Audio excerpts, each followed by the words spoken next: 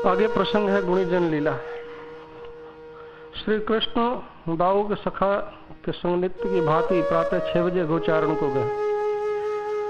दोपहर श्री राधे भोजन बनाने आई तब श्री कृष्ण प्रियतम सखा संग घर भोजन के लिए आए। श्री राधा सखी द्वारा भोजन पाके सब रास्ते में बातें करते वन विहार करते गोवर्धन के एक निकुंज में पहुंचे। प्रीतम प्यारे सिंहासन पर बैठे थे। ललिता जी कहती है, श्याम श्यामाजू, आप दोनों हमारे प्राण वल्लभ हैं, गोपीजन प्राण वल्लभ हैं। आप दोनों के सुख से हम सुखी हैं। हम आपको प्रसन्न करने के लिए एक लीला करना चाहती हैं, तो आज्ञा दें। श्री राधा कहती है, प्यारी सखियों, हम दोनों आप सबको सुखी देखना चाहती हैं।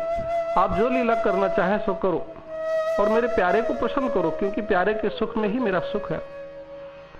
सखियां कहती हैं, हम फूल बीनने जा रही हैं और आप दोनों विश्राम करो। ऐसा कहकर सखियां चली गई।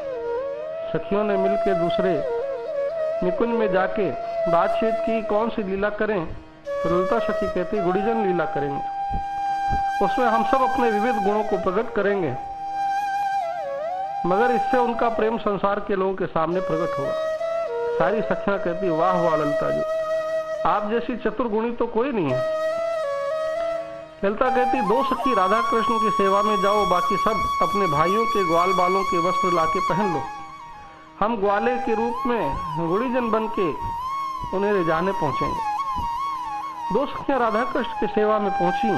अन्य सखियां ग्वाले के रूप में कोई श्रृंगार ले, कोई नृत्यकार, कुछ कलावा जी वाले वगैरह बन के सारी मंडली श्री राधा कृष्ण जिस निकुंज में थे वहां द्वार पर आई और आवाज दी। गुणीजन कहते, हे प्रिय प्रियाजू, हम अंदर आ सकते हैं। राधा कहती, सखी देखो निकुंज द्वार पे कौन पुकार रहा है। एक सखी द्वार पे आके पुरुष वर्ग को देख के पूछता, आप कौन हैं, यहाँ क्यों आए हैं। गुणीजन कहते, सखी जो हम सब गुणीजन हैं और प्रीतम प्रियाजू को अपने गुणों के द्वारा प्रसन्न करना चाहते हैं। सखियां अंदर आके, हे स्वामी स्वामिनी जू, द्वार पर गुणीजन आए हैं, आपको अपने गुण दिखाना चाहते हैं, आज्ञा हो तो भीतर ले आओ। राधा कहती, हाँ सखी जो, उन्हें भीतर ले आओ। सखियां कहती, चलो गुणीजन, जुगल सरकार ने भीतर बुलाया है। सारे गुणीजनों ने भीतर आके जुगल सरकार के चरणों में प्रणाम किया। राधा रानी कहती हैं कि हे गुणीजन, आप जो जो गुण जानते हैं वो लीला हमें दिखाओ। गुणीजन बनी सखियों ने अपने अपने कला दिखानी शुरू की। कोई छलांग मार की कलाबाजी दिखाने लगा, कोई ऊंट बन के सवारी करने लगा,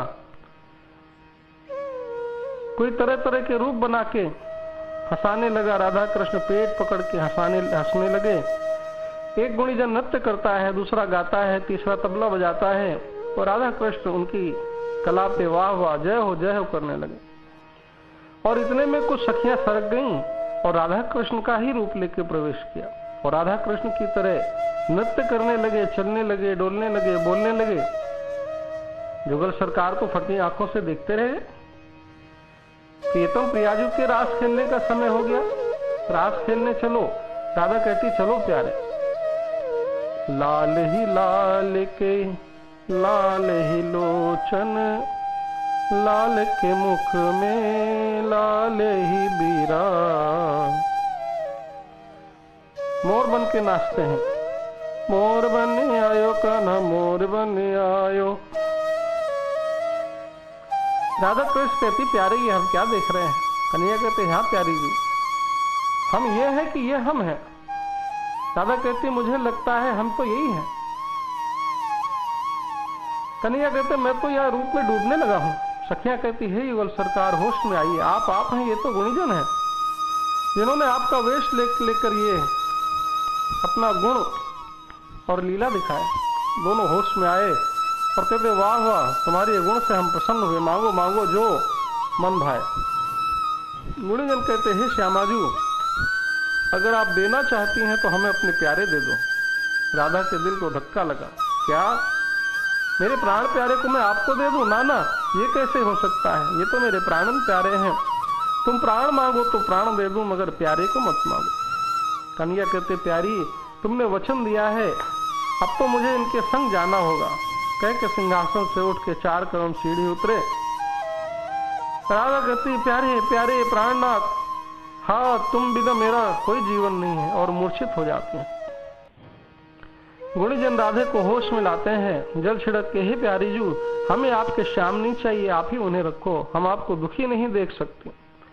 हम तो फूल बीनने गई थी, आपकी सखियां हैं, हमने तो गुणीजन लीला केवल जुगल सरकार की प्रसन्नता के लिए की। राधा होश में आ गई। श्याम का, श्री राधा का विरह शांत हुआ। सखियों ने क्षण भर में वस्त्र बदले, प्रिया प्रीतम की जय हो, और कृष्ण नंदगांव पधारे और राधा सखियां जावट पधारी। बोलो युगल सरकार की जय।